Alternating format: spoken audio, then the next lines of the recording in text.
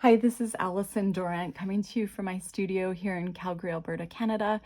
And in front of me, I have my art poetry paintings, many of them that are works in progress, a couple of them that are finished, and I just wanted to share those with you. I am hoping today we can do some watercolor backgrounds and mark making in a style, of course, a style that's kind of slanted towards what I do, which is these almost dreamlike watercolor backgrounds, very intuitive colors that we're just craving in the moment, getting those colors down on paper and responding to them and going back to them once they've dried with marks and possibly adding words. So that's, again, something that's up to you. I just want to kind of take you through my process of creating these art poetry paintings. So if you've been following me for a while, you know about my style, which is, I have a variety of styles, but primarily these art poetry paintings, which I think of as these dreamy watercolor backgrounds in the sky, almost like a garden in the sky. I love the use of white space, and I love to incorporate words that are just, with me at the time I'm painting. Sometimes I write the words before I start. Sometimes it's midway through, and other times it's at the final stage. So I really get a lot of joy, and I feel like it's so therapeutic painting this way. And this video is for you if you also resonate with this style and would like to maybe paint with me, and we'll just kind of go from there. So this painting has the words "in every moment I carry you with me." Those words there's a bit of a backstory with how I chose these words on this painting. This is not finished yet, but you can just see I had that beautiful watercolor background of colors that I was just craving in the moment. I don't tend to use a lot of those blues, but I really was gravitating towards the blues, and I work on multiple paintings at a time. Sometimes, 4 or 5, sometimes, depending on what I'm doing, more. With acrylic paintings, I like to work on paper, more than one painting at a time. With these, I kind of work on them in stages, and working on multiples is just a really great way to get out of your head, and you tend to be less invested in the piece you're working on at the time when you have others that are kind of on the go. And it's a really great way to expand your experience, your kind of find your voice, working fairly quickly and working on multiples versus sitting down and just painting a painting. This one says find magic in each moment, and I'm just working on finishing this one. There's another one, find magic in each moment, and this is, I had painted on an aqua board, which is not what I would recommend painting on. I have learned that the aqua boards are very fragile. If they get scratched, your whole work is pretty much ruined, especially if you're selling your work. Of course, it's more costly than working on paper, but I'm really trying to find a substrate, something to paint on that is not going to buckle and that's easy to sell, and that I can show my work, say, at a show without having it in a glass frame, or with having it really present well on the wall. So that is how I got into painting these on these surfaces. This one is on Crescent board, which I really love. So this is what the back looks like. Crescent as in crescent moon. And I'd purchased these at the art store here in Calgary, Alberta, Canada. And these are an 11 by 14, which is a wonderful size because in Canada anyway, 11 by 14 inches is a standard frame size. So I had this idea to find some frames. I'm just going to show you while I'm here. Okay, well first I'm just gonna show you. So this painting I had written, if it lights you up, do more of it. And I just really needed to see that this week. And so those were the words I chose for this painting that's almost finished. It has a real kind of Hawaiian feel. I love Hawaii, and right now I'm looking outside and, oh, I didn't pull a card or a page from my artist almanac. And where are we at?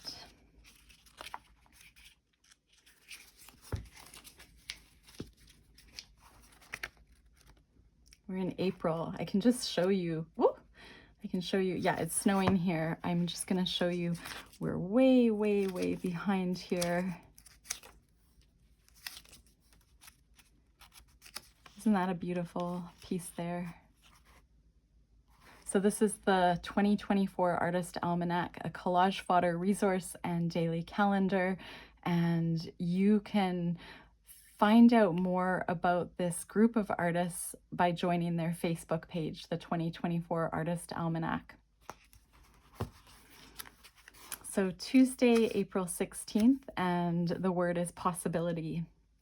So thinking about, well, it's interesting because many of these pages don't have words on them except for the date, but the art itself has some illegible words. Some you can kind of make out the words, but isn't it interesting that I would pull up, we're doing an art poetry painting, and it's very clear this type form writing says possibility. So just knowing that there are so many possibilities in art, and it's so freeing, and I just get excited thinking about it. So I'm just going to close up that little calendar and go back to, where was I? I've already lost my train of thought, and that's okay.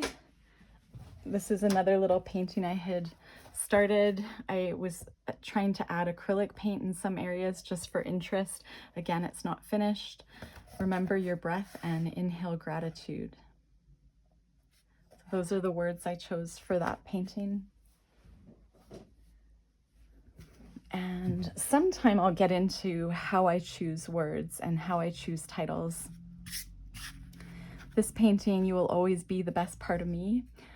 I was just working in a really beautiful palette of greens and peaches and pinks, and those words came to my mind. So again, not finished. This is on Crescent board. And then last but not least, I was working on this one, Find Magic in Each Moment, and I'm trying to create this really magical, dreamy background in the sky. And I can show you how I do my drips. So there's a drip. And I have my round moon next to those organic watercolor shapes. And I'll just show you. So this was a very affordable gold frame that I purchased here at Michael's, Canada. And it is, believe it or not, a shadow box frame, which means it's a wider frame and there's quite a bit of space between whatever goes in it, whether it's a mixed media painting, you know, a collage painting, something that maybe your kids made that is not flat and maybe has like glued elements. So it has space between the glass and the part where the work sits, which is this little part here. This comes out. And the reason that I love this style of frame is because it gets away from the need for a mat, and it also gives me the ability to show my work without glass at an art show or say at a gallery. So, and what I do is, so I took the glass out and I dispose of the glass really carefully. Now this is 11 by 14 and I've turned it over and I've turned over my frame and it's just gonna sit. I'm just gonna move you guys up a little bit here. I'm just, without damaging the edges of my painting, I'm just gonna put these little teeth, these little metal pieces. Make sure they're all kind of in, and there we go. And what I would do is I would sign the back. I would actually fix a wire right on this wooden substrate. That's what I've been up to lately. So I'll just see if I can find one.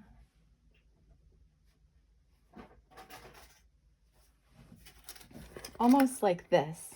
So this was a backing of a frame, and I just used the strongest glue to get this, I think this is called a D-hook.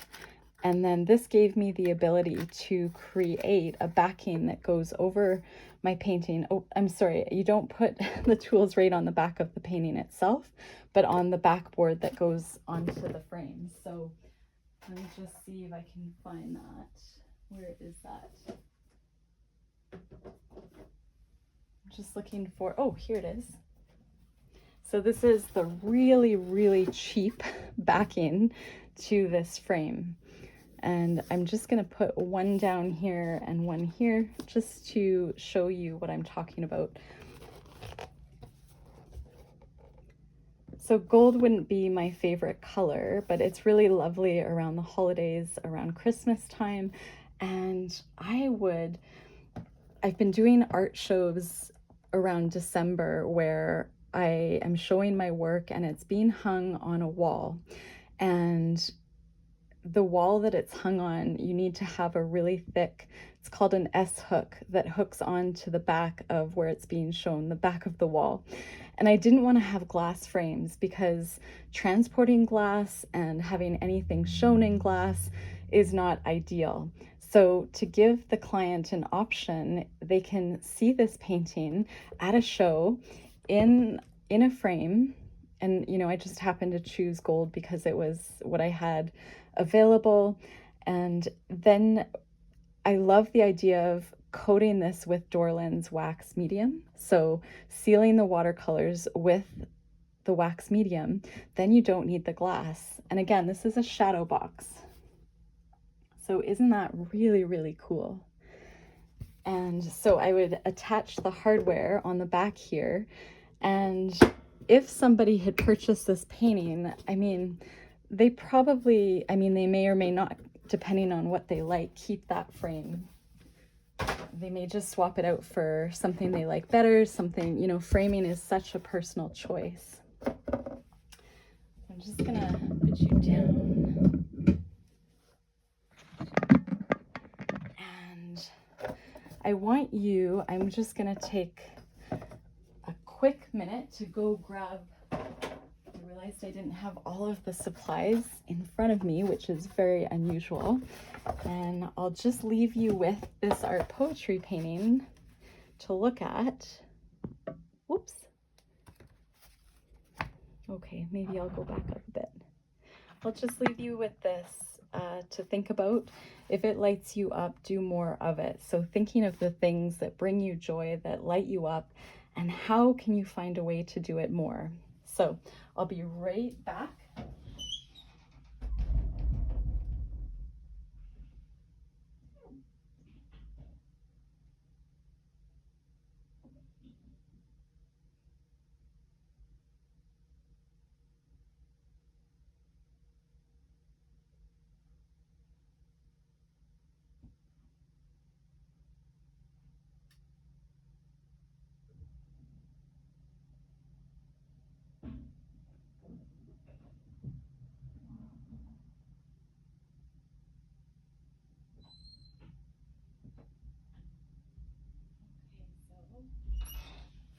Got all of the supplies that I need, and hopefully you have some watercolors in front of you, some paper, or whatever it is you're working on. And we're gonna just go ahead and do some of this art poetry style.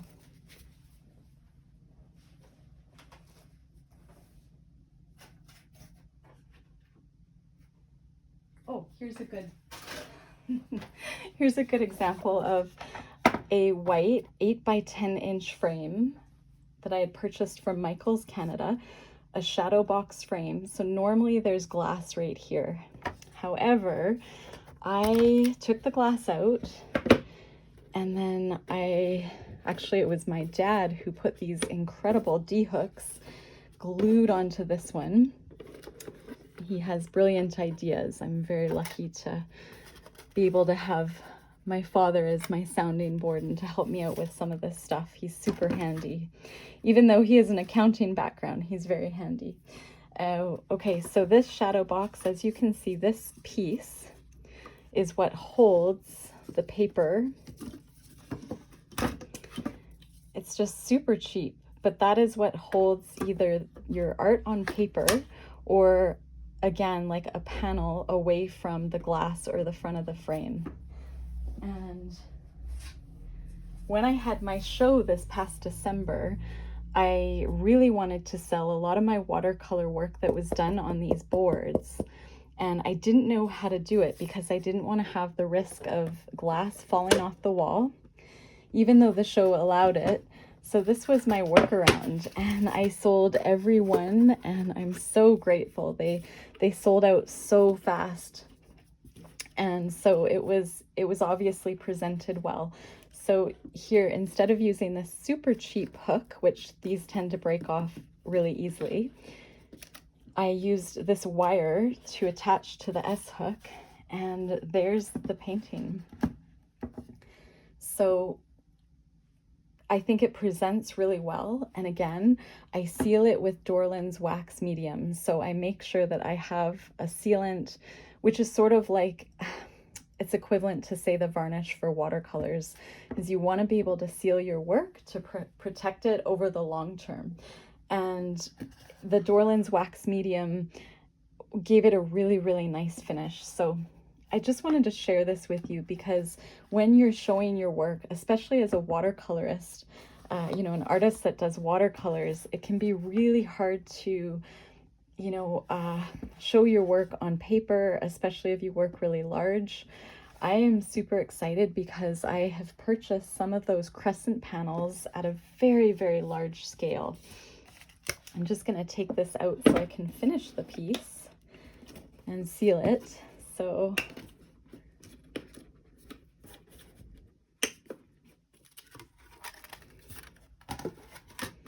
again, there's my work. And if you're just starting out, say you love working on paper, this is what I wish someone told me at the beginning is think about what are standard frame sizes in the area that you live in and where are you going to be selling. So for instance, in Canada, probably North America, 8 by 10 inches is a really common frame size, a standard frame size. So is 11 by 14 inches. 9 by 12 inches can be a little bit hard to find here in Canada. 16 by 20 inches, and then so forth. So knowing what is a standard frame size, maybe going and finding some affordable frames that you love, that you think would look good with your work. I was at a gallery very briefly in 2020 before the gallery actually closed down. Unfortunately, I got on, probably 6 months before lockdown, and the gallery just couldn't make a go because of lockdown. But the gallery owner there wanted all white frames. So everything I framed that I took to the gallery had to be in white frames. So that is how I have these very affordable white frames. Oh, and you know, that's so funny. Okay, but my recommendation is to paint on the size of paper that fits the frame perfectly. So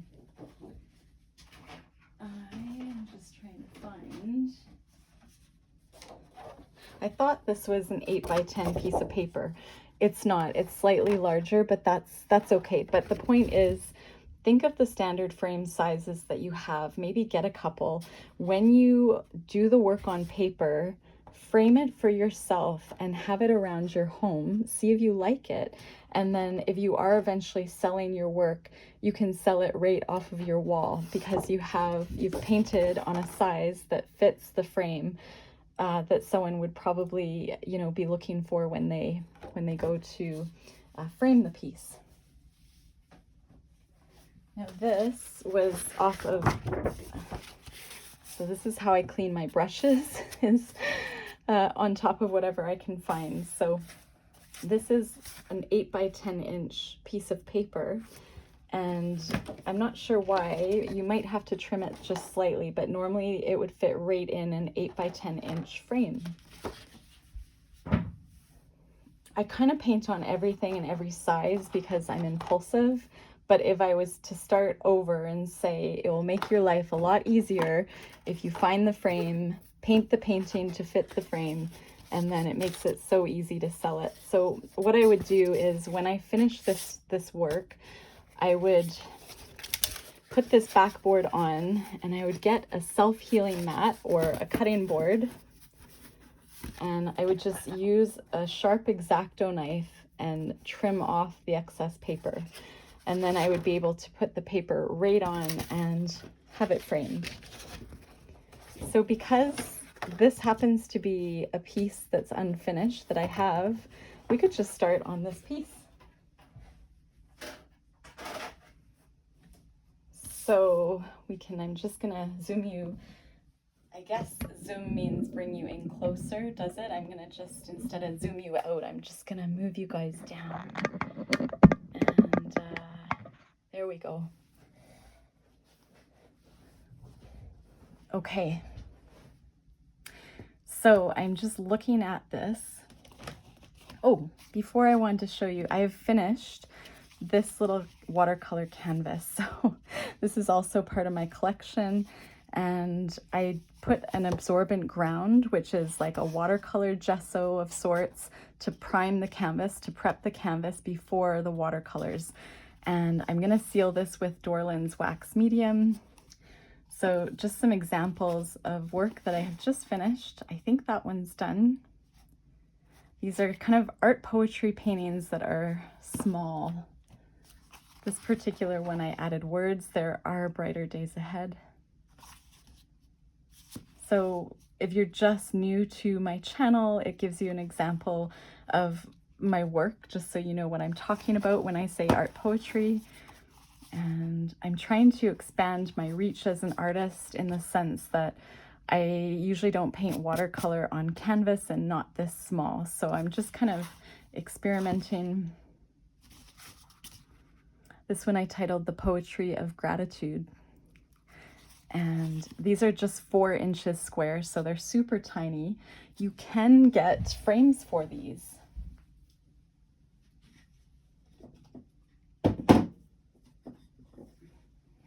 So, if you follow me, you know I get sidetracked. Getting sidetracked, that's okay, good sidetracked. So, these are so cool. These are beautiful, beautiful frames that you can use some tools and attach the back of the canvas into this frame. If you are comfortable with staining wood, or you know someone that is, you can stain the wood a color to complement your art. So this is, I think it's called a floating frame, but more and more of the art stores in Canada anyway are selling canvases in these little frames. You take them out, you finish your painting, and then you fit them back in and attach them with the hardware. So it takes a small 4-inch square piece of art and it frames it really nicely, and it's a great way, again, to present your art if you're selling at a gallery, or, you know, even if you're just selling right off social media, you can post the piece. Even if you're not selling this wood with the canvas, you can frame it, and it's just a lovely way of presenting it. I, of course, paint right onto the edges, so you do miss some of the edges if you have that thick frame. But just, you know, just another way to kind of show your work in a different form. I tell you, those mini works take me probably twice the amount of time as my really, really large paintings. Isn't that funny? Okay, no, I'm gonna keep you out. Okay, so this painting could be in many different orientations. This one is speaking to me.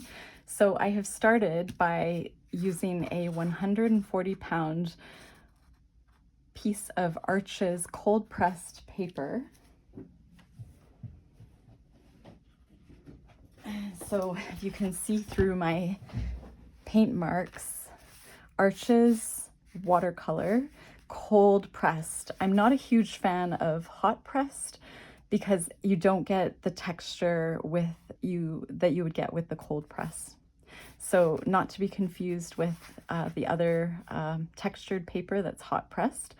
I think this beautiful green color reflects cold pressed, and that's how they sell the paper blocks. But just as a heads up, Arches cold pressed 140-pound paper. This is 8 by 10 inches or 20 by 26 centimeters on a block. This is more expensive paper, and though I'm comfortable painting on it now because I spent years painting every day on really, cheaper watercolor paper.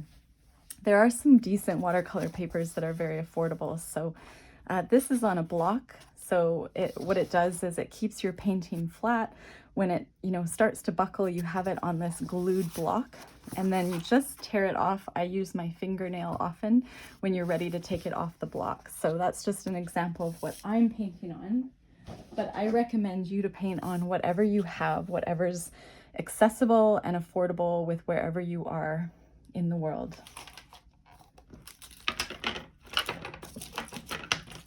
And I want you to use whatever watercolors you have, whatever is handy. I'm just gonna get my palettes wet.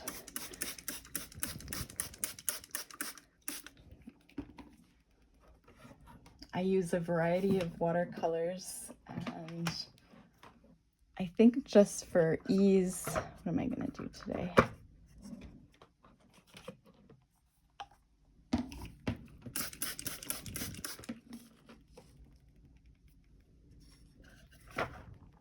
Trying to decide. So I'm activating my watercolors and I get them really wet. And today I'm going to be working with my Around the World palette by The Ocean Paper from Hawaii. They were in Kauai and they're moving islands. So this is The Ocean Paper.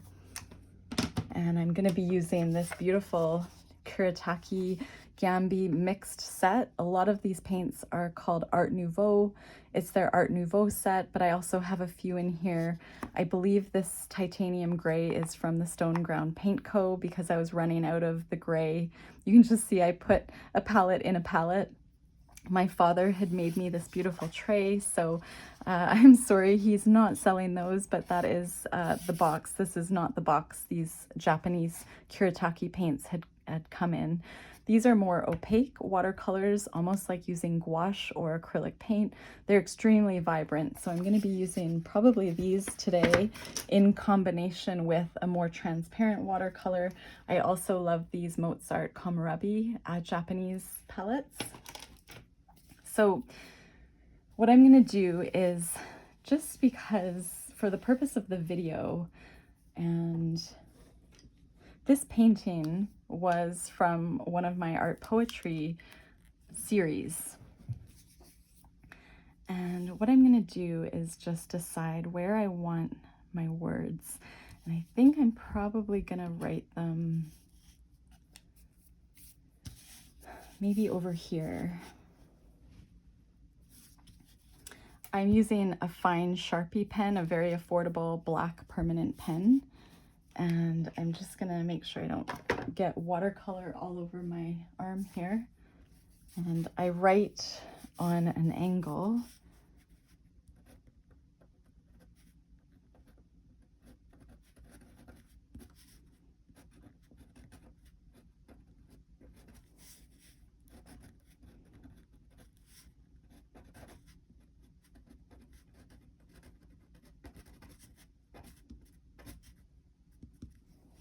Okay, and so from my series, I had sort of an art poetry series all around gratitude.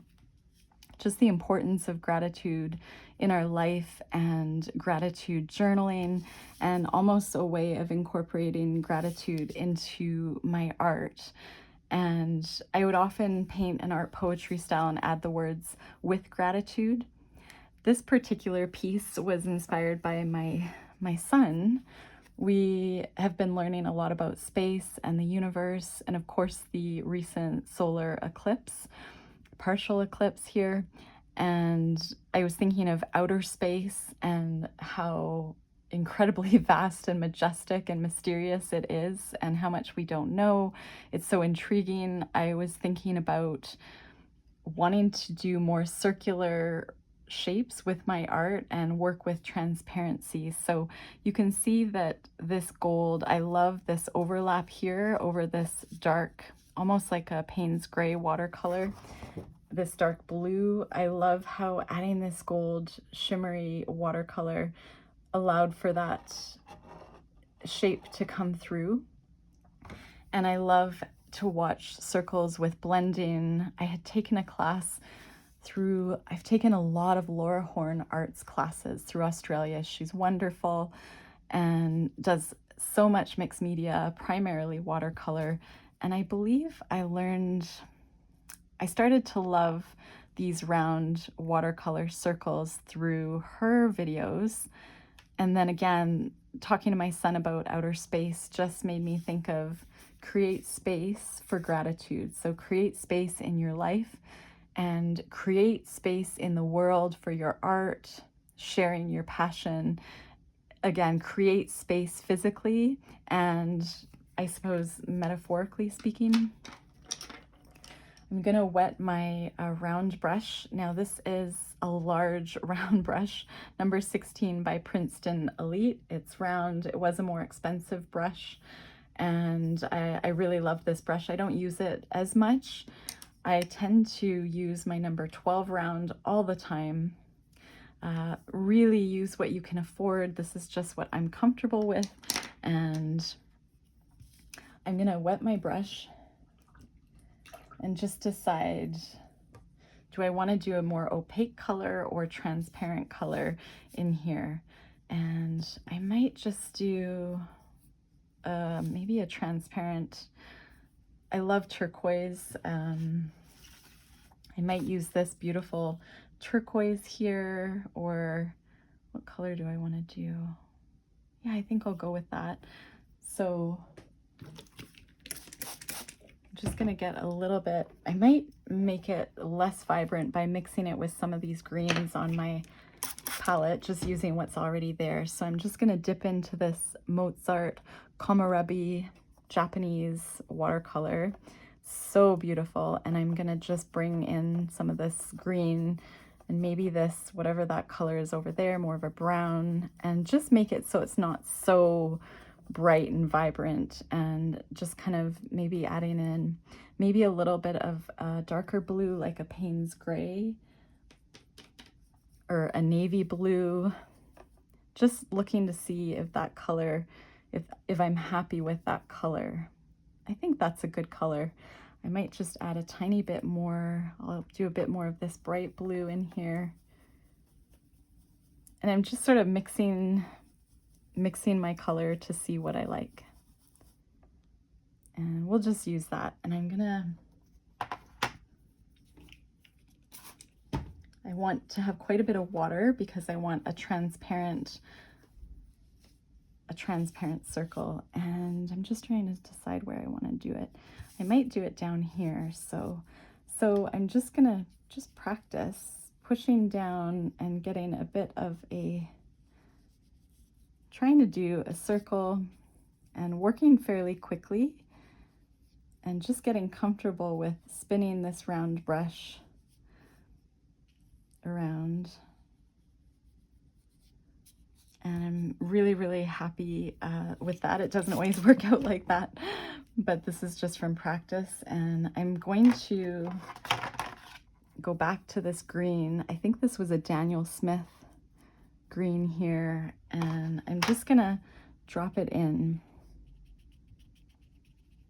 Almost thinking about planets and how interesting the surfaces are, and just kind of painting until I can look back and really like it.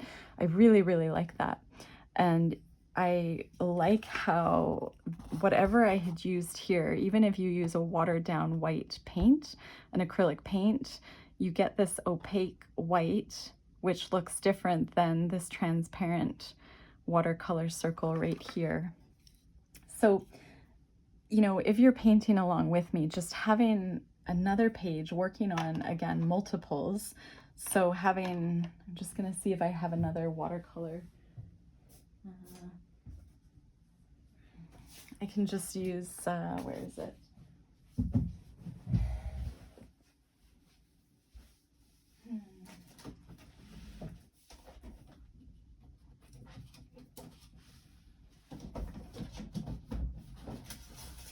I'm just going to use a very affordable watercolor sheet from my Artist Loft, the Michaels in-house brand. And this happens to be a really nice size, 11 by 15 inches, and it's 140-pound cold press.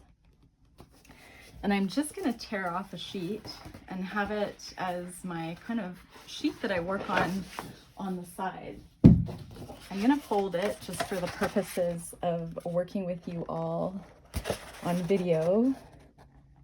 For those of you that are subscribers to my channel, first off, I just want to say thank you so much. I really appreciate you very much. And you'll know, if you've been kind of following me, I keep a sheet on the side as almost practice and to clean my brush and almost create a base for new paintings. I also use it as a practice page. So right now I'm going to switch colors, and so I'm just going to dip into water and just practice while I'm with you, keeping a sheet. And it's easier to do a circle with a round brush, but just really, you know, I have a tremor, yet I can still get a fairly round circle, and this is just from practice.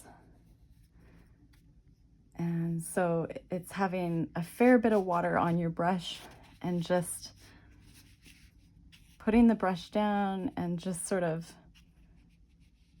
playing with getting a circle. And it doesn't have to be a perfect circle. You know, you might not even want to do circles. You might choose a different shape and create space for gratitude with a different shape. When I first started, I loved using just the shape of the brush. So I would just, I'm just going to get that wet. I would just put down the brush and then repeat it. And it just got me more comfortable with playing with watercolor. And then if I wanted to drip in another color, I could do that. It's just learning to play with the brush, the paper, and it's just having that experience of what you love. So I'm again going to go back to my circles, but keeping a sheet on the side just to play around with. So as far as I want to add in a bunch of circles, but leave quite a bit of the white space. You can see I have some drips in here already, and I'm just trying to decide what color do I want to add in here. Do I want transparent or opaque? Maybe for the purposes of showing you transparency versus something more opaque, I can use my Art Nouveau Kiritaki Gambi set and choose a color. So I might just choose, what color do I want to do in here? I might just choose this. I'm trying to decide if I wanted to do more of a bright or... I'm kind of craving this color. This is not a color I would wear ever, but I like this color. Do I want to do that? I don't know. I'm just gonna be brave and maybe do a smaller circle. Ideally, use a smaller brush. Always start with painting a slightly smaller circle. I'm just trying to decide where I want this. I think I'm gonna cross over. No, I'm gonna actually put it right up here. So I'm going to aim for a slightly smaller circle, and then that way if I need to correct it, I can. And I'm not really loving that color a lot. It's very, very bright. It's almost like I kind of added the sun up in the universe there. And so what I can do is I can pick a different color, maybe a similar hue, kind of in the same color family. I think I'm going to dip into this slightly darker Mozart Kohlrabi set, and just, yeah, I think that's maybe more of a color I'm looking for. It's not quite as bright. And I like the idea of, when these dry, going back in and doing mark making.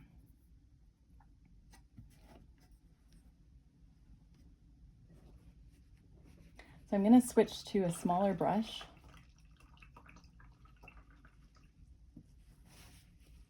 And so what I want you to do is just pick colors you're kind of craving, put down shapes if you want, or maybe you're just doing watercolor practice, and that's okay too. I think I'm going to go into this Around the World palette, and I had dropped this on the floor and my colors are all mixed up. So I did do a swatch video of this. I'm going in with my number 12, and I'm just going to go, I don't know, with this kind of pinky color. And maybe for the purposes of this video, I'm just going to turn my page over, and while this circle is still wet, I'm just going to add a smaller circle, kind of going off the page. Whoops, where's my water? Get it, whoops, a little bit more wet, and just, and I feel like that's a bit too much the same size, so you want to do a variation in size. And this is coming out, I'm kind of going off the page, and I'm not worried about the splashes. I can just get a, I can fix them up later, cover them up with something.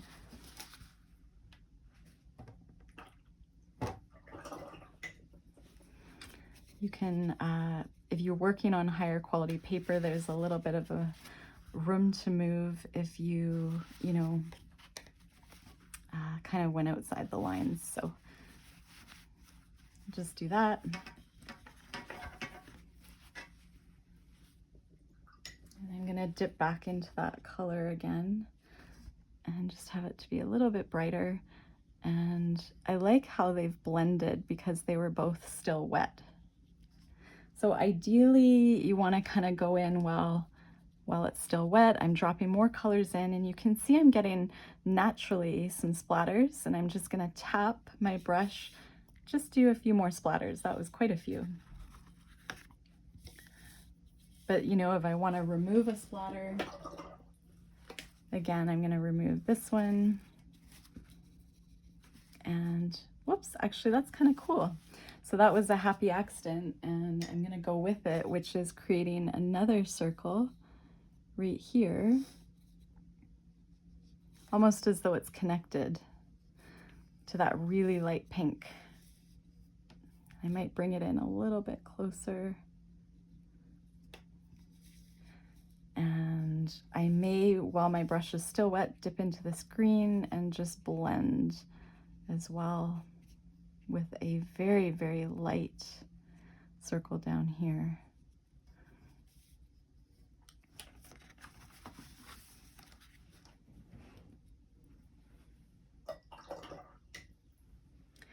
So if there's a drip again, I feel like maybe this one I don't really want there. I'm just going to gently add some water and quickly dab.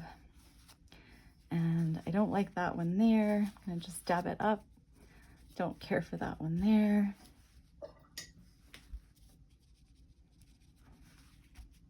And I think I like the pathway that the drips have left otherwise. So, you know, we have the drips in here, kind of following the circles on here.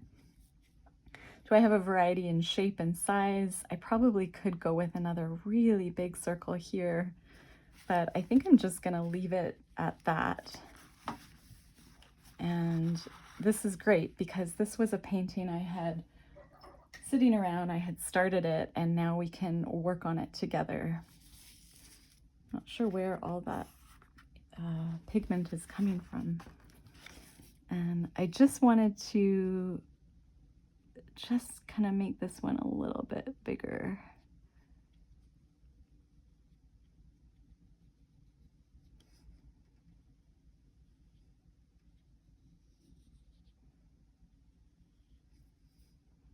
I think probably I should have left it alone, but that's okay.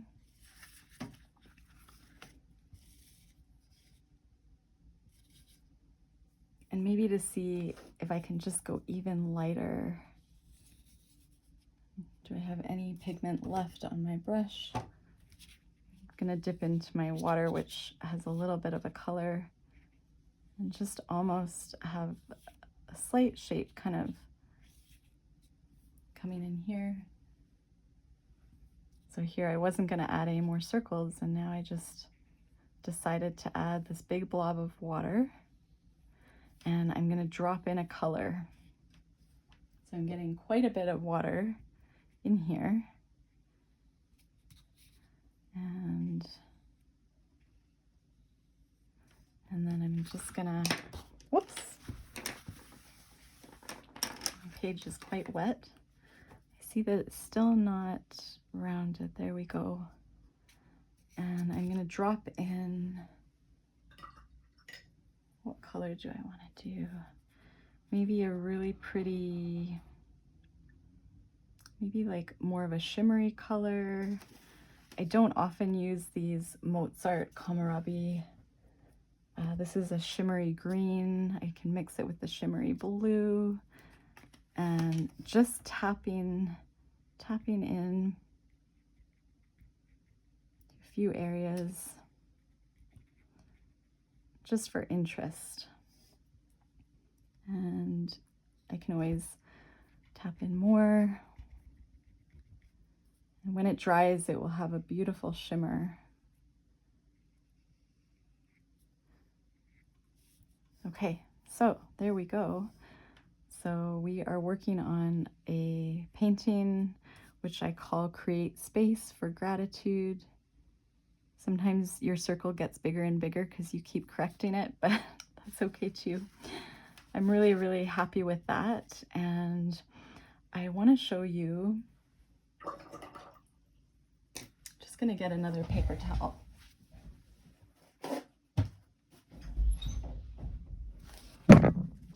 So I'm sorry I bumped you guys there.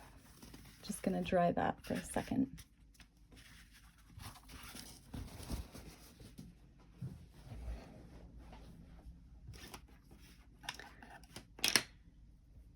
So I am going to, this is bothering me because, oh, I should not have done that. That's okay.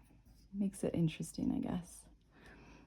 I was kind of losing that round shape. And so I'm gonna drop in another color up there. I kind of want to do maybe a reddish bronze. And this is the beauty of working with a lot of water and a lot of pigment, is it gives you time to kind of play.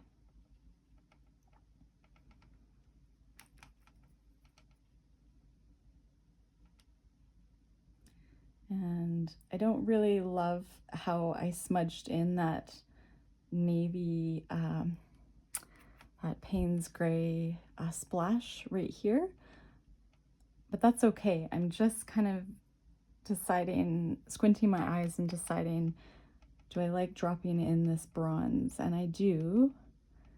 And I think it almost looks like that universe, that, you know, whatever that is, whatever particle of matter or star or fire, whatever that is in behind that bronze abstract planet. I kind of like that. And this is a lesson in stopping before you overdo it, because I think sometimes when I'm on video I actually take it further than I normally would. Now I would take a water-soluble material and I would decide if I want to emphasize any of these circles. And I think it would be really cool to go in with a water-soluble pencil crayon, or say Neocolor Caran d'Ache. I'm just going to use a, let me see, I'm going to use a green one and find a color, or do I want to use that one? And I'm going to make some marks around the outer part. Might just try this gold, and I'm gonna wet the end of it, and I'm just gonna add some really loose marks around there. Not too many. I really like that, and I'm gonna repeat that with this green down below. Just gonna see if I can find a water-soluble pencil crayon. I mean, you can use a regular pencil, anything. Oh, I'm gonna use, this is one of my favorite greens made by Supercolor, Too Soft Caran d'Ache, and it's olive, light olive. I really, really love this pencil crayon. I'm gonna dip it in my water, and I'm gonna kind of really loosely hold it and just squint my eyes and make loose marks around it. I might then decide to add a little bit of mark making with the same color. Just try not to smudge things. Maybe over here, and then maybe pulling in color from the top of the painting with marks down below. So repeating marks. I really like those little marks. And so I'm gonna go in with maybe like this is sort of a pinky crayon, and just gonna kind of, without smudging everything, just go in with some marks and just seeing if I like it.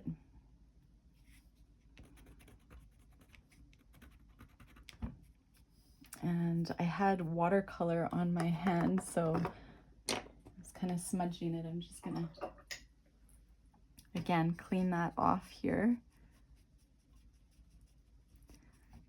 just to keep the page clean. Because this is not an art journal. I'll probably use this as more of a final painting. So if you're working out of an art journal or just plain on paper, just relaxing, it doesn't matter. But I'm just gonna kind of clean up some of those marks. And you can always do that, you know, the next day. I'm not sure where, this is so wet up here. I keep getting my table wet. I feel like it's really, really close to being done in the style that I like. I'm just gonna use that black Sharpie again and create, I'm gonna do some of my birds, and I think I'm gonna do one up here. And I'm gonna go in with my black Posca pen, my fine black tip Posca pen from Japan, an acrylic paint pen. And at the risk of smudging, I'm gonna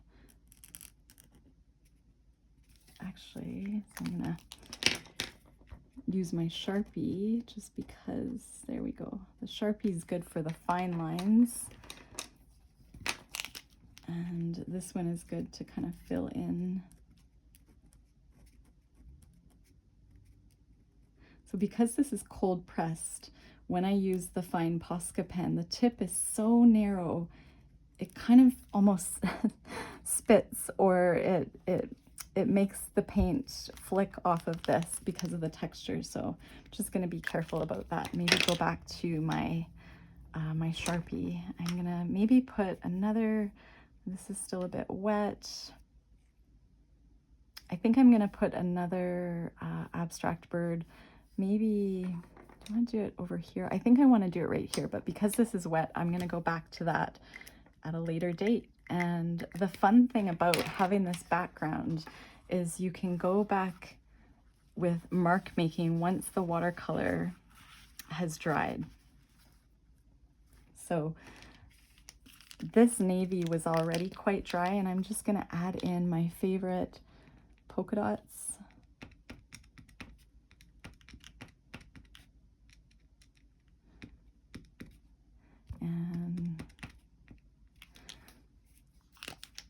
And there's just so much interest without mark making over top.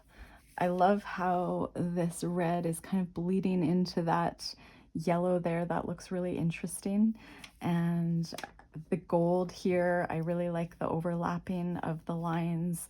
So when you're doing this, and if you're going for a similar effect in, I suppose, interest and contrast, I just want you to consider using transparent watercolors, so watercolors that are more see-through, where you can see the background of your paper. I want you to think about opaque watercolors such as those Kuretake Gambi, which are more opaque. So I'm not sure if I said that right. So transparency, and then next to the transparent colors, try something more opaque. Next to that, maybe try something with some shimmer. So it's all about adding interest in a piece by using elements that are slightly different, having repeating elements. So like the repeating circles, having, you know, maybe 3 or a set of odd number of birds. That kind of helps pull the composition together. I don't really know a lot about composition in art. I know if you were to divide this paper into thirds, the rule of thirds is dividing it here and here, and then here and here. Where the lines intersect, you want to have a focal point, and I feel like it's this beautiful gold. So we've sort of accomplished that, and by doing these little marks, a variety of marks and shapes, the eye kind of moves around the page. I love negative space, also known as white space or blank space. I love that, and especially in this piece because it's create space for gratitude. So it's, you know, being able to honor space and make space in our life for gratitude. So I'm going to let this dry, and hopefully you enjoyed that, or it inspired you somehow, because I was not planning on doing that. Again, beauty of working on multiple paintings at a time. And so I'm just going to pull up these pre-cut watercolor postcards. Now, I purchased these from Beam Paints, B-E-A-M, Canadian company, and I really love these little watercolor postcards. You can get some sizes on Amazon. I believe right now Amazon Canada has one of these sizes, but of course they're more costly. So I'm just going to use some of these high quality watercolor cards. Maybe I'll do a couple. So 4. If I was not on video, I would probably have 6 on the go, and almost like a little conveyor belt. I would do those relaxing, intuitive backgrounds and really kind of tune out what I'm doing, and I would work on multiples at a time. I'm gonna just bring you guys down a little bit here. Okay, no, I'm gonna bring you up and zoom you in, because I think it's probably, well, I'm just trying to decide, but then you probably want to see some of my watercolors. So I'm working small. I really don't like sizing down in my watercolor brush, but I'm going to go down to a size 6 round. I'll see how long I last, but because these are so small, the number 12 can be quite a bit. I might use the number 12 to get down some bigger splotches of watercolor. But what we're doing right now, I'm going to show you in my art journal here. Just going to get some of this stuff out of the way.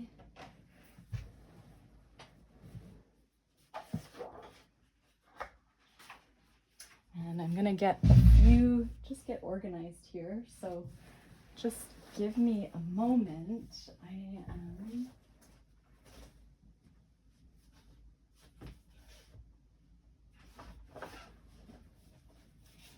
This is another great brand of watercolor paper, the Canson XL watercolor paper. Their mixed media paper is also good for watercolor, 140 pounds. So I'm just going to set this aside here to clean off the excess pigment off my brush. And I'm just going to get comfortable.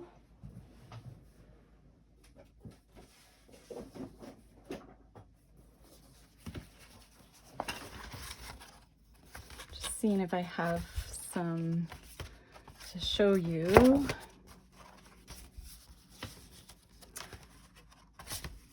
What I want to show you is we're just going to do some really loose watercolor backgrounds in whatever colors we're craving in the moment. So use the paper that you have that's available to you. Use the watercolor supplies that you have that are affordable and available. And we're just going to do this as an exercise in relaxation, creating different compositions, watching the water move around, see what we like, see what we don't like. When these are dry, you can go back over top with mark making, with permanent pens, with paint pens, with water soluble and non-water soluble or wax crayons. You can go over top with pencil, or you might just really resonate with these backgrounds and the colors and not feel the need to put anything in. So this is one that's just calling my name to go back to. So I'll get to that in one of my videos soon. But what we're trying to do is come to a place of finding our voice through these watercolor backgrounds, finding a place of relaxation, maybe adding words that are important to you, maybe not, and just showing up and playing with watercolors. You are learning so much through that process, and you just have to remember that, you know, you may not be happy with what it looks like while you're painting it. You may not be happy with the end result, but you learned something through that process. Maybe you learned that you don't ever want to do watercolors again, and that's okay that you don't enjoy it.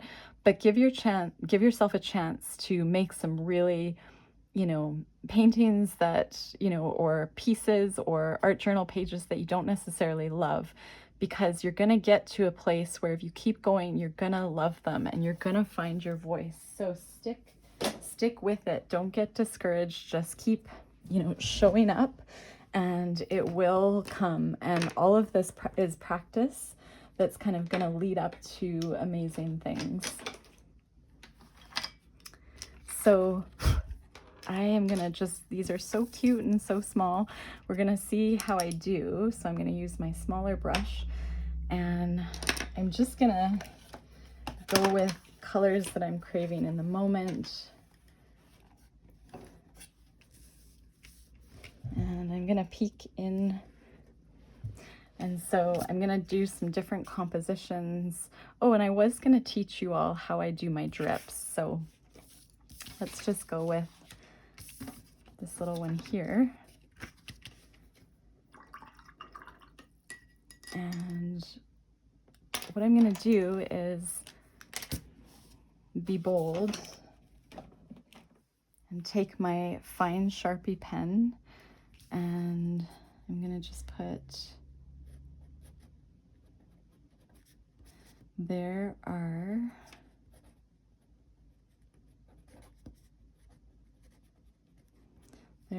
brighter days. Make sure I can spell correctly.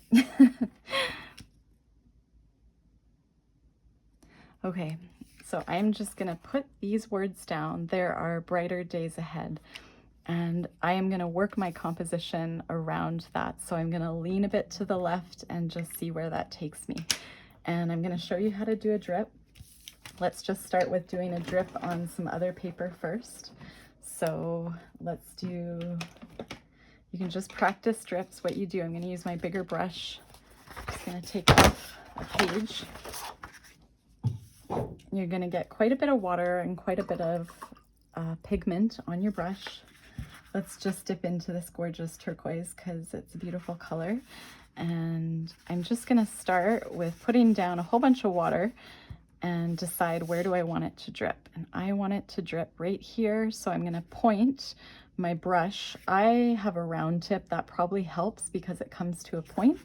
I'm gonna point that down and make sure that when I do, I can see that watercolor, the water kind of following that, and make where I want to drip the lowest point, and kind of curve the paper and really gently drip it down. Doesn't always work like that.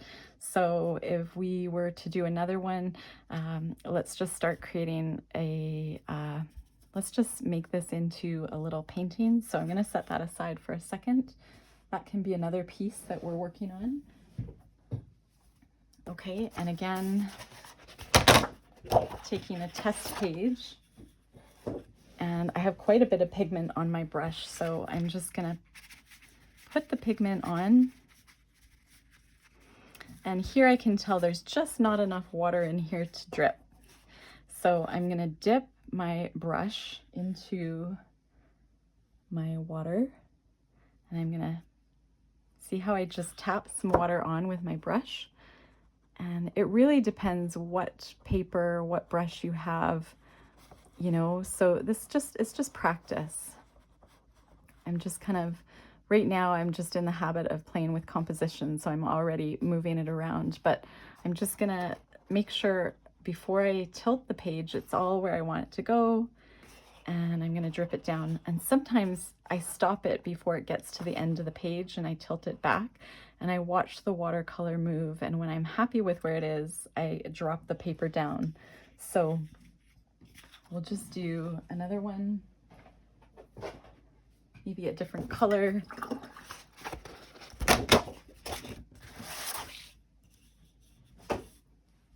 And we can do maybe a couple drips this time. So I'm just gonna use this beautiful, it's like a pink fuchsia magenta color. I'm gonna turn my page this way. Oh wow, that's gorgeous. I think that's a violet. Very beautiful. And you know, maybe you wanna try dripping, making multiple drips at the same time. So you kind of try and get the same amount of pigment and the same amount of water on your page at the same time. So I'm just gonna create a point, and I'm using very abstract shapes. And then you're just gonna kind of curve the paper slightly inward. And I'm tapping because I had more water up here. And so I'm gonna add a bit more water here to let this drip catch up.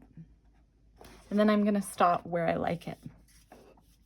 And this is, again, in my style, this is the opportunity that I take to, I'm gonna go into, see, I have to start painting. I am gonna put some yellow watercolor, pull out the water and paint upward, and just play around with a composition. So I'm creating kind of that dreamy background in the sky. Right now I'm just dropping in some colors that I'm just craving, that I, from experience, that I know look good together. So I'm just putting those colors in and cleaning off my brush. And immediately I want to go into a more neutral color. Maybe I can dip into, oh, that Something always goes overboard when I'm on doing these videos. I want to dip into a gray, maybe this titanium gray from Saskatchewan, the Stone Ground Paint Co. And adding in neutrals next to brights is a great way of making the brights stand out more. So I have that gray in here, and I want to repeat the gray. I'm kind of squinting my eyes and deciding if I like the composition. I do. And immediately I want to bring in maybe this gorgeous vermilion Kuretake, this more opaque paint, and just kind of squinting my eyes. I think I want to be bold and maybe add it in right here, dropping in a little bit more while it's wet. And this is that Canson watercolor paper, so it's not the highest quality, but I'm really enjoying working on it, and I feel more free because I'm not so concerned about what it's going to turn out as, because it's just paper. And this is me painting intuitively, my art poetry style, which is just putting down colors that I'm craving in the moment, repeating them in some areas. You can see I'm kind of dropping in that purple. I don't use purple much in my work, and I'm almost creating clouds. And I'm gonna drop in, this is sort of a brown color. Maybe I'll darken it a bit, add a bit of black. And I just feel like, again, it's too bright over here. I'm just gonna add a little bit of brown. I'm using a variety of shapes.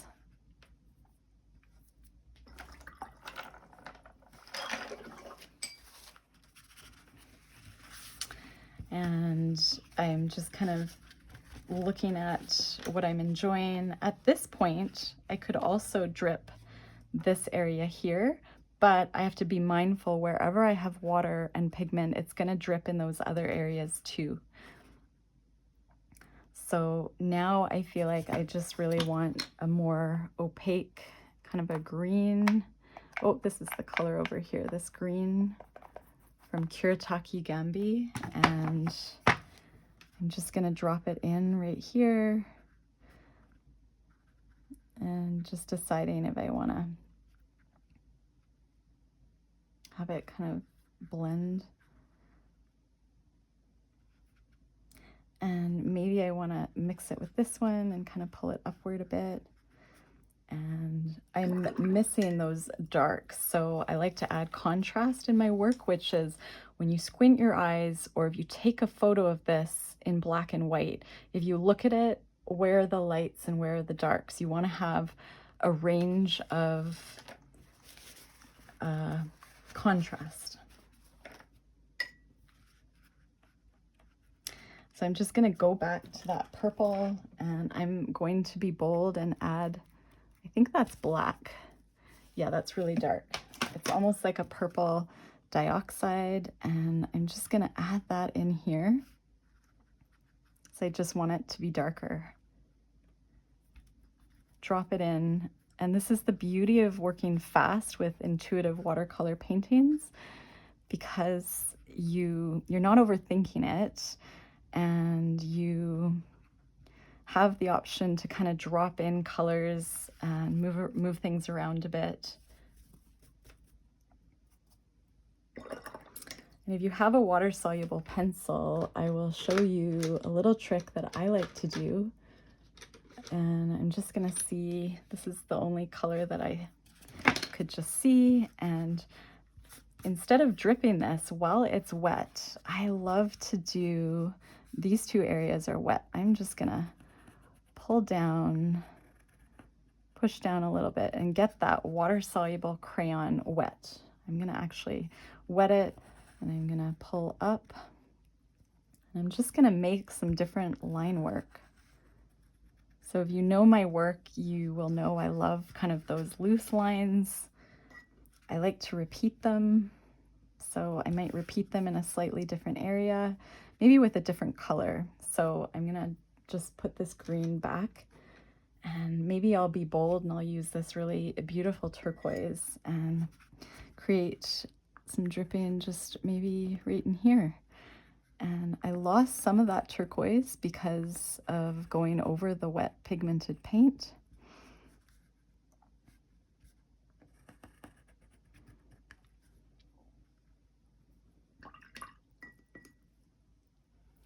And again, I just want to kind of go over that one a bit more to get a bit turquoise in there. And so you can use the water to your advantage if you are moving things around with, say, a water-soluble crayon. So again, I'm going to bring this drip upwards, and there's that turquoise. I'm going to pull in some of that dark brown and do that one a little bit lower for a variety of composition, and just make that one a little bit more rounded. You can see how I really like how some of the color of that watercolor was pulled in to those thin lines. Some of it wasn't. And so my paper's quite wet. This is when I would change gears and work on something different and let it dry. So let's go back to this. Has dried enough. We can do another drip somewhere in this area. So I'm going to grab maybe this beautiful like light blue from Kuretake, and I'm just going to pull some of that turquoise out. And I love that effect of that highly pigmented area kind of blending with that gorgeous blue. And I'm going to add a bit of that blue up here for interest, because that's the composition that I like. I'm now going to just switch out my water, and I'm going to add in a darker green watercolor from my Ocean palette. It's sort of like a darker grayish green. And I'm going to just kind of pull some of the color in an area that I feel needs painting. And I'm already sidetracking. I was going to do another drip, but I can do that. I first want to just decide, oh, how did my tape end up in the water? I'll just move that. I think I'll just show you on another one, because this is a really great composition to go back to. That's so funny. We have not gone back to this one yet, but we will. What I'll do is I'll start my drip on this one. So there are brighter days ahead, and let's just go back into that vermilion, and I'm going to, with my small number 6, push down, and I see that there's enough watercolor in, enough water, maybe not, I was gonna say there's enough to do a drip, but you don't want too big of a drip. You want to curve the paper, tap it ever so gently. It's gonna go fast, so catching it before it goes too fast. And I'm pulling it up, and maybe I'll add that bright color over here. I'll repeat it, and then I'm gonna go back in with a more transparent, maybe because my painting says there are brighter days ahead, I'm gonna go into my favorite color, which is this bright pink. And I'm just, because this is small, gonna kind of turn my page. Sometimes I work with my left hand, depending on what size of paper. And I'm gonna just go into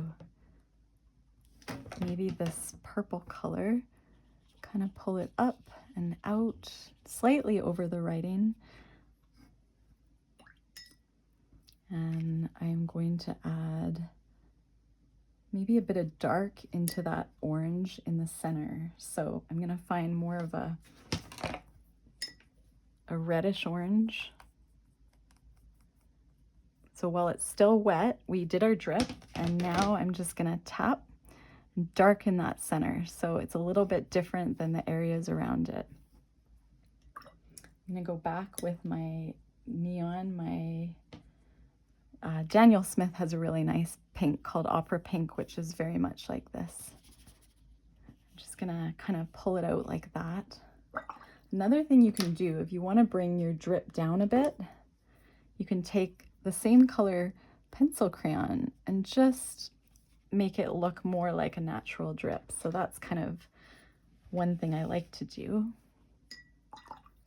And I am gonna add in maybe a bit of green in here. This light green by Kiritaki. And that was a bold move. I'm gonna add a little bit of that green maybe up here. And I'm gonna decide, I'm gonna do a drip. Try and get that to drip down instead of, it's taking over all of my transparent layers. So I'm just gonna tap that down, and there we go. Now I'm gonna do maybe another dark green from my, just gonna mix up a green that I like that's a bit darker.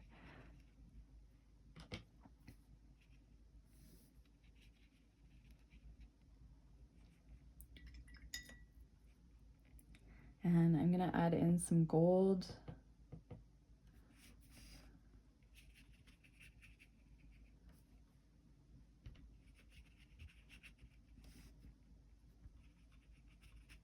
Just some gold to this area up here. And maybe a little bit of gold I'm gonna drop in down here. I'm gonna darken the green a bit, and what better way than Kiritaki Gambi paints, because they are kind of like a gouache. Just gonna darken this area in here.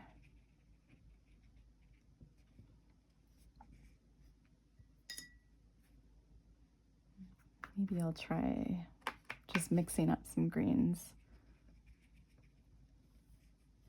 And I could always do another drip, so I'm gonna point my brush down, and at the risk of dripping everything, that's okay. Just gonna risk it. I've got some side drips happening. You can see that one's dripping over there, and that's okay. It's actually a neat composition. The one I was intending to drip was this one. So I'm just gonna see if I can drip it down.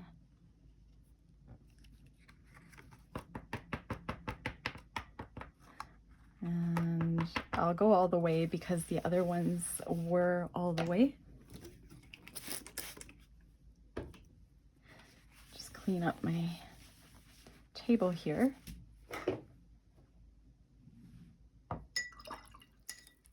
And I'm gonna bring back the gold because I feel like I lost some of that gold. So I'm constantly reevaluating, looking at contrast, looking at colors I like, what's happening, what do I like, what don't I like, what would I want to repeat versus, you know, maybe not do again. Do I like the feel of the watercolor? I'm just gonna add that really beautiful dark color from the ocean paper, and I'm gonna just bring this over here and up.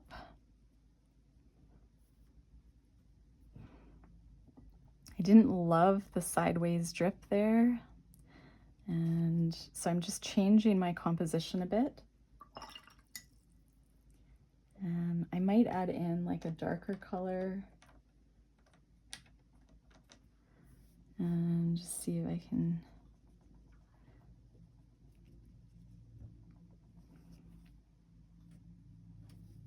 kind of reminds me of trees.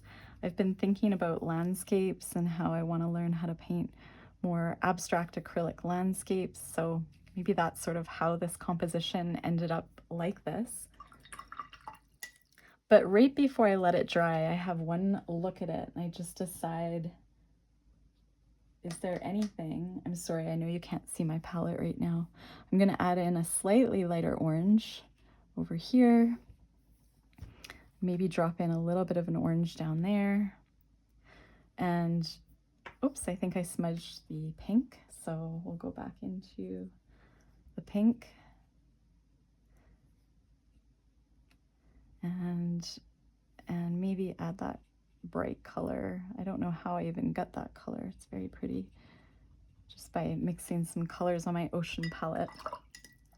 So I'm just gonna let this composition dry, set it aside. We have the words. We could just leave it like this, or we could go back to it at a later date and do whatever we want with it. Cut it up, add mark making. For me, that is a sweet little painting.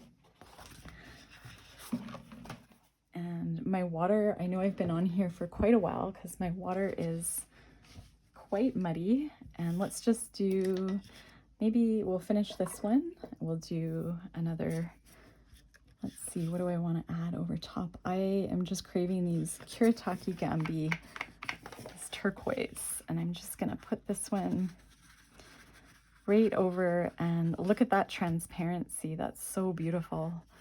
And I'm going to point down because this area has dried, and I'm going to curve slightly and just, I can tell I either need a little more water or I need to tap it. So if you tap it and it's not moving, you need to add a bit of water. And I'm going to make it taller, longer than the drip over here. Now I'm seeing this as like an abstract landscape in the sky. And I'm going to go back to this olive green. And I'm just going to kind of pull it up and just play with the feeling of the brush in my hand and looking at the colors and the composition, maybe adding a little bit up there. And just seeing if I like it. And then I would, if this wasn't dark enough, I would drop in that and make it darker. If I wanted to maybe make this more aqua, I could drop in something more aqua. I'm going to drop in a bit more of that paint, the initial color, and just kind of have that sitting down there. And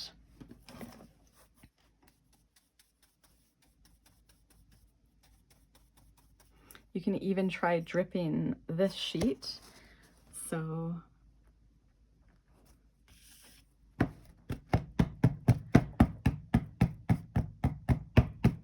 just practicing your drips by doing a shape and getting enough water. And then, you know, it could be, again, like a rounded shape, kind of making the water have like an exit route with your brush. Whoops, and doing those drips. So that's just, again, practice on your side page. That's something you want to practice. Don't be scared to try drips because you can always work your composition around those drips. I'm gonna dip into this gold and drop it in to this area here. And I'm trying not to move around the colors underneath. I'm just dropping it in and letting the watercolor do its job. So the less you kind of manipulate the watercolor, the better. And I'm gonna dip into this coral color, which I really love, and maybe combine it with this pumpkin orange and just see what I get, because I'm just really craving, oh, that's quite orange. I'm gonna go back to the coral and drop in some of that color, and maybe just pulling down a little bit from here. seeing if I like that. I'm gonna switch to my smaller brush and just clean up. You can see my water is quite muddy, and I have some drips, which if you don't like where they are, you can just dab them up. You can reactivate them with water. And again, when the painting's dry at the very end, sometimes I just go around and I clean up the excess marks that I don't want on my page. And I'm gonna go into a pink color. So again, this Kuretake, this is a really beautiful set, this Art Nouveau set. And maybe just pull some pink from this lower corner. Maybe adding in that turquoise, letting it bleed from the drip over here, and just expanding the composition. Gonna add a bit of the darker pink and maybe drop it in right here. Just see what I get. Excuse me. So again, when you work fast, you have the opportunity to kind of step back and look at it and edit it. You know, I can set this aside and then go back to it and do more drips when I want. I have quite a bit of water in this strip here. I don't love the shape that it is right now, so I'm going to take my water-soluble pencil crayon in that color and just kind of drip it out, maybe pulling it up. And I am going to then move this and go on to one more composition, just letting this corally color run. You can flatten your paintings, so not to worry if they buckle. You can flatten them once they dry. I just have so much water in this area, so I just don't want it to take over the gorgeous turquoise and gold, so I'm just going to help it and just dab it up a bit. Maybe drop a bit of that color down there. So we'll let that dry and then see what we get. You can see this one is, it's almost dry. There's a bit of orange up here. I don't really like those splotches of water and the way they are. So I'm gonna, what I would call, kind of edit or resolve this area. And I'm gonna just go in with like a lighter orange and just kind of go over top and decide, did I make it better or worse? It doesn't matter because, again, it's about the process. And I like it better now. It just took a bit of work. I'm gonna add that same color down in this area just to kind of get the eye to move around and play with transparency. So transparency of that orange kind of over top of the water-soluble pencil crayons and just that area down here. This is ready for mark making. If I hadn't done those two areas of watercolor, it's ready for mark making. You just never want to go over watercolor with, say, your acrylic paint pens, because while it's still wet, it will ruin the nib. So you always want to use these acrylic paint pens when the art is dry. The exception is any water-soluble materials, so water-soluble pencil crayons or those Neocolor Caran d'Ache, those chunkier crayons, those Stabilo Woodies. Those are really, really good to use when the area is still wet or dry. So they're more versatile. And I'm kind of craving like a super light pink in this painting. Just deciding, do I want to do it? Where do I want to do it? Maybe I'll do a little bit of pink, just a little bit right over here. Just sort of like that. A little bit of transparency in that area. and maybe dropping a little of that color up there.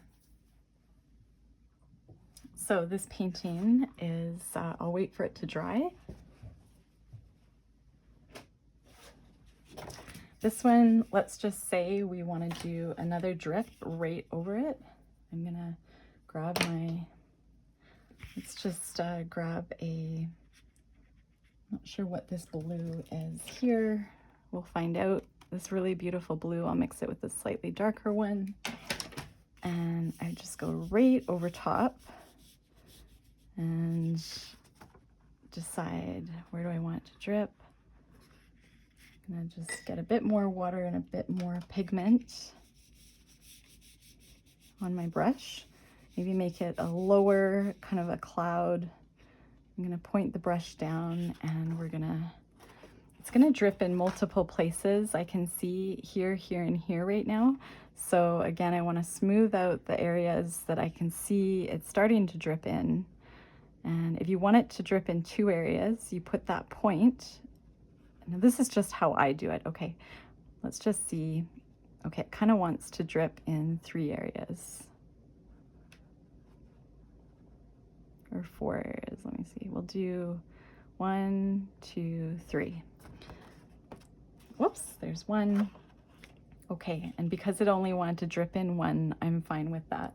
So I'm gonna just blot that little part there. And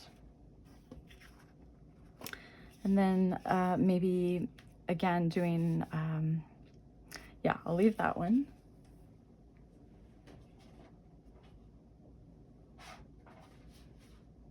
And so the dripping, again, it's just all about practice. I'll just do.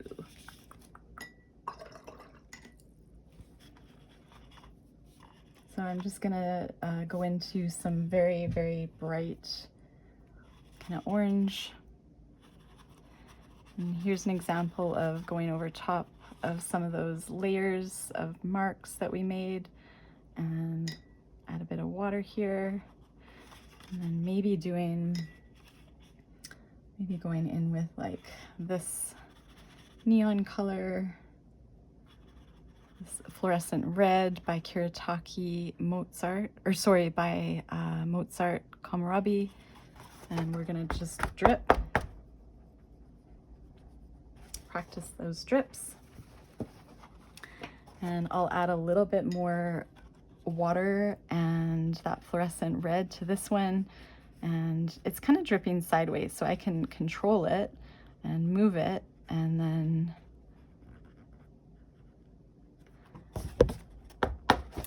need a bit more water. Whoops, that's quite a bit of water. So the more water you use, the thicker the drip. And it's all about just kind of practice. So hopefully that helps. I mean, there's so many ways to do this. Is that one of my, that's, oh my gosh, that's a long hair, sorry. It's not from my brush, that is from my head. I'm gonna just put in a little bit more fluorescent, so dropping in that fluorescent color and just playing with color on your page. So this is just a page where I was using it to create these brush strokes and getting rid of the pigment on my brush so it didn't go back to my water. But working on paper is just a great way to play and just practice what it feels like to have that brush in your hand. Practice getting down what colors you love and what marks that you love making. Okay, so I'm gonna set that one aside and I'm going to show you this one. It turned out really so beautifully. You can see that gorgeous gold shimmer. I love the Kiritaki golds, those metallic golds. I think they have a set that's called Starry Starry Night. I'm not sure. I'd have to look that up, but their golds are lovely. The Stone Ground Paint Co. from Saskatchewan, that company has a wonderful gold. I'm just trying to see if I have it here, and I don't. Beam Paints. I love the metallics from Beam Paints, and I purchased them in these little shells, and the metallics are just stunning. I love that they use non-plastic, and you can refill these little shells with paint. I think I had dropped that one so it chipped, but I am an ocean girl at heart. Spent a lot of my childhood, my summers in Nova Scotia. And so yeah, these shells are wonderful to have in the studio and to use. So again, that's Beam Paints, B-E-A-M. And when this, I can see it's still a bit wet, but I just can't wait to go back over top with these watercolor layers. And I'm gonna just finish the video by, let me just see, pulling a card from my art poetry deck. And it bothers me to have this background with all of this paint. I don't want to get more paint on my card deck, so I'm just gonna do a quick clean. And this card, I titled this art poetry painting Dream Up, and the title does have a lot of meaning about the reason why I paint and kind of losing myself in these dreamy watercolor, colorful backgrounds, you know, in the sky or in the universe. I love finding mark-making elements that really speak to me.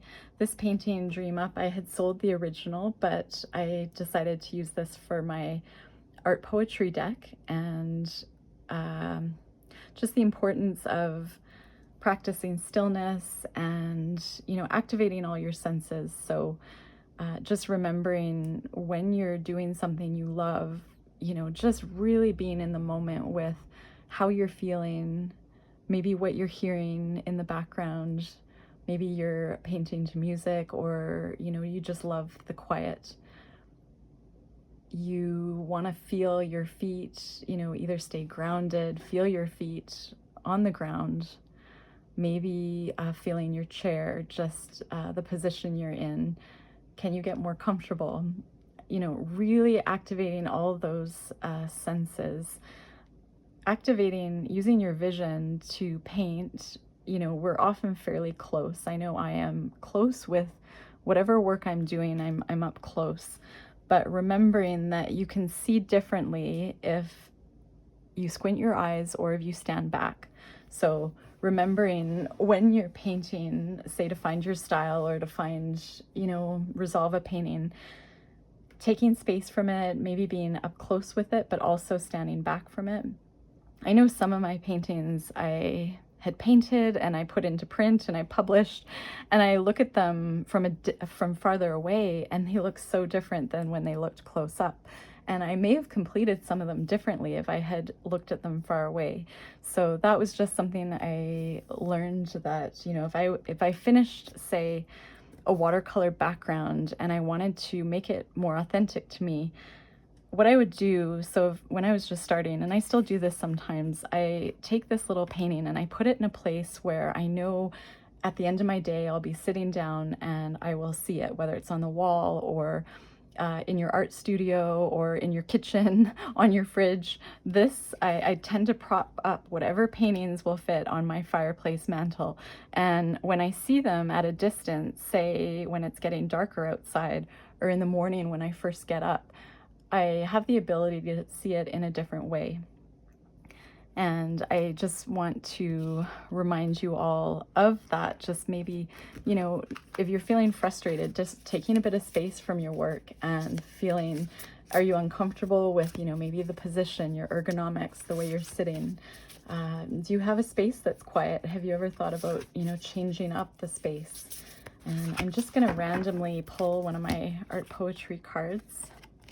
And oh, that's so funny. So we were just talking about being present, And the reason I paint is because it is the one thing that I do that keeps me present in the moment. And it makes me remember the moments, and really it's a wellness practice for myself, because I'm not great at yoga or meditation or finding flow in anything else, but painting keeps me present. So thank you for sharing this moment with me. I know that this moment right now is different for the moment you're going to be watching this video, but I'm just really grateful for this community and for encouraging me and all of your support. And I hope you can find creativity in your life that really makes you feel present, because the present moment is really all that we have and all that we can do to cherish. We'll see you guys soon.